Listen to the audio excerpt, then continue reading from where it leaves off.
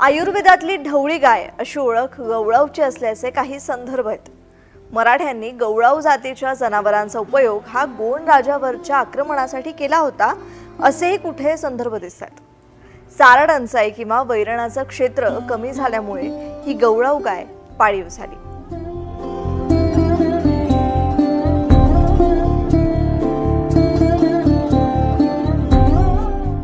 जेव्हा भगवान श्रीकृष्ण रुक्मिणीचं हरण करण्यासाठी गुराख्यांच्या वेशात कौंडिण्यपुराच्या दिशेने आले होते तेव्हा त्यांच्यासोबत 2000 गायी आणि तितकेच गवळी सवंगडी आणले होते। रुक्मिणीला घेऊन श्रीकृष्ण द्वारकेला गेले, पण गायीसह हा गवळी समाज तिथेच रुळला। अरबीच्या जंगलातला अंजन, शेवरी असा वेगवेगळ्या प्रकारचा चारा खाऊन आणि निसर्गरम्य पहाडी क्षेत्रामध्ये गेल्या हजारो वर्षात हा गोवंश वाढत गेला।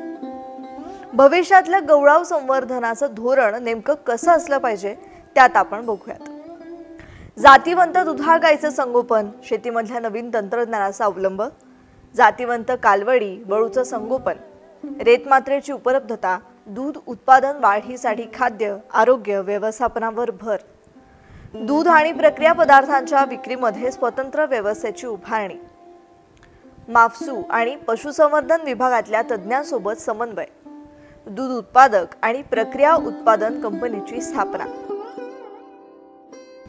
शेतकऱ्यांची ही देखणी लेख गवळाव ही नामशेष होण्याच्या मार्गावर आहे, त्यामुळे तिचं संवर्धन करणं हे गरजेचंच आहे। तुम्हाला आजची ही माहिती कशी वाटली आम्हाला कमेंट करून नक्की कळवा आणि अशाच माहितीपूर्ण व्हिडिओसाठी पाहत रहा ॲग्रोवन डिजिटल।